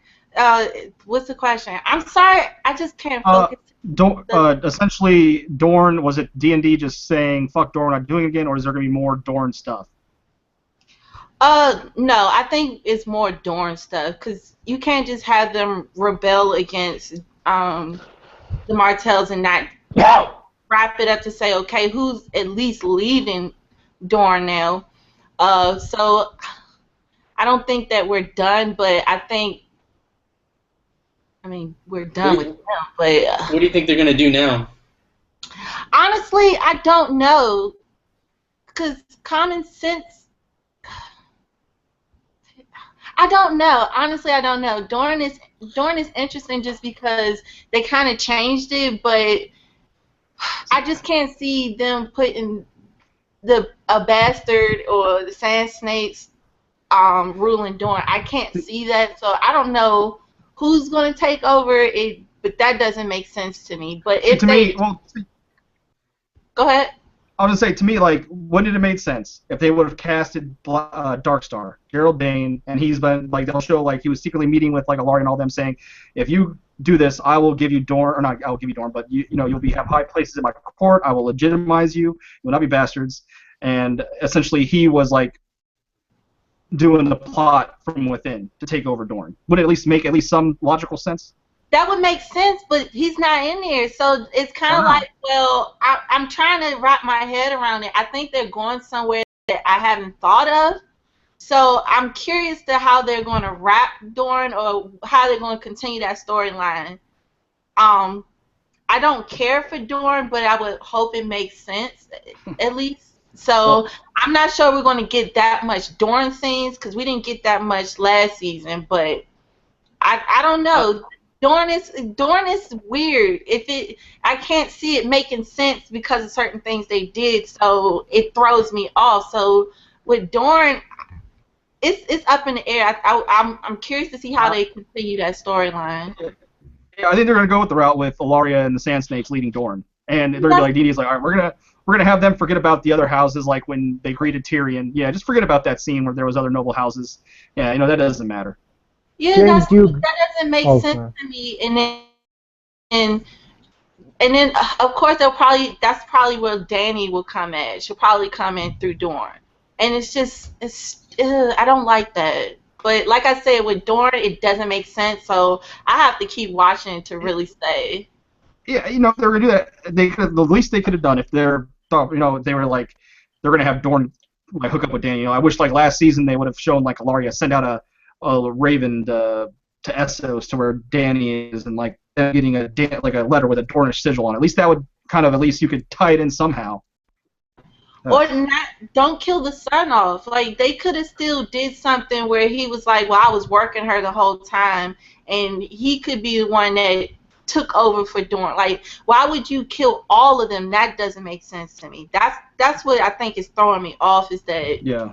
Actually, now that I think about it, that would have been the most logical way, is if Trystane was behind the whole thing.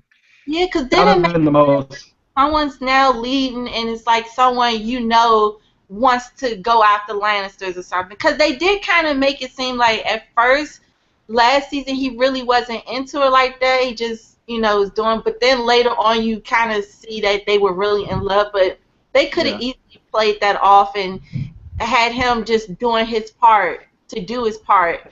But him and his dad could have been working on something, and his dad gets killed off, but they don't really know what the real plan is. Something like that.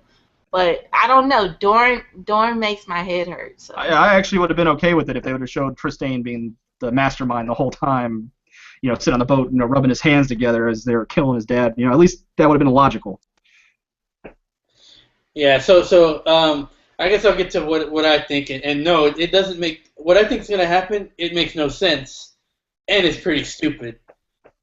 So bear with me. What I think they're going to do is, I think they want war on King's Landing. So what they want, and obviously they don't have, they don't have the army, they don't have anything, and I doubt that D&D want to spend some of that cheddar that they were getting, that bigger budget on doing all these Dornish armies and stuff like that. So they're gonna go with something cheaper. They're gonna turn the Sand Snakes into assassins in King's Landing. You're gonna have Alaria and Tyene teleport to King's Landing to meet up with Obara and them, and they're gonna start. I think they're gonna start assassinating, like in Assassin's Creed or like Jason Bourne. I call this kind of Jason Bourne theory. They're going to start assassinating like characters that we need to kill off, that they've cut out of the plot. They've changed the plot that they can't really kill off the way they were in the books. Like, I think they kill off Kevin. I think they kill off Pycelle. I think they eventually kill off Tommen. And I think they eventually then get killed off themselves, and that'll be the end of Dorne. It's cheap. It takes care. It ends a few other plots. Sends Cersei in her mad tirade, and then they die, and no more Dorne. And I think it's stupid, simple, and wraps things up. Can I throw a question out there for you guys? So what are you excited about to see the next episode? Is it the Ironborn? Is it Bran? Like, who are you excited to see for the next episode? Anyone? LT, you want to go first? Ironborn, definitely. I'm definitely excited to see you on. I'm gonna go with Bran. We haven't seen him in a while, and obviously he's doing some big things right now. So yeah, I want to see. I want to see what's gonna happen when we get Bran as not just regular Bran, but Bran Skywalker. I'm excited to see Father Merrin. I wonder what he's going to bring to the table. For me, it's Max von Sydow's Bloodraven. I want to see how that all translates, and hopefully it's better than when we first saw him.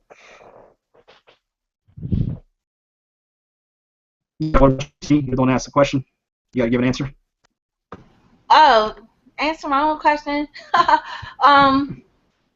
It's Bran, like, because we didn't get to see him the entire season, so I'm curious to know what's going on, and I hope we get to learn more about the White Walkers. I hope we get a scene of White Walkers, but I doubt it, but that'd be cool to throw that in there.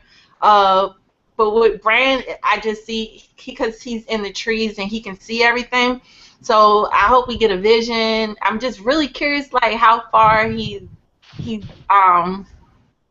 learned throughout that whole season he was missing. So I think Bran is the one I'm most interested about. And if we get Littlefinger, I don't know. I hope we do, but you never know.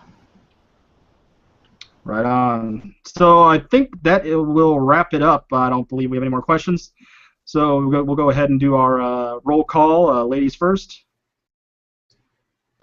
So I hope you guys enjoyed this, and I'm sorry I wasn't so focused. But later on tonight, if you still need more Game of Thrones hype, Tony's starting his live stream at 6, and I'll be on there, so that's cool with other YouTubers.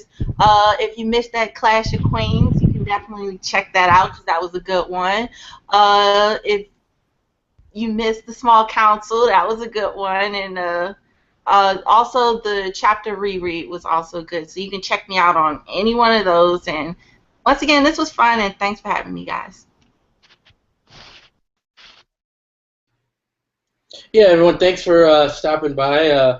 Hopefully we can do this as a weekly thing. We're also want to, I'm just going to make this sign off too long because we also are going to be doing a reaction video later tonight. So we'll see you again there too. Hopefully you all enjoy the episode. And yeah, check out Tony's pregame before. Take it away, LT. Yeah, very, very happy to be on the Hype Watch channel here at my Hype Watch brothers and sisters. Later today, I'm going to attempt, I'm not making no promises, I'm going to attempt to do a reaction video for the episode. We'll see what happens.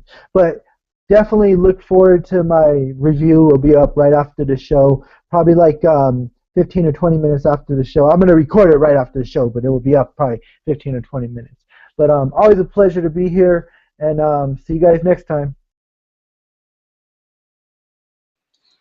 All right, hey, what's going on, everybody? Yeah, of course, as always, glad to be on these kinds of discussions, and you can check me out on my channel.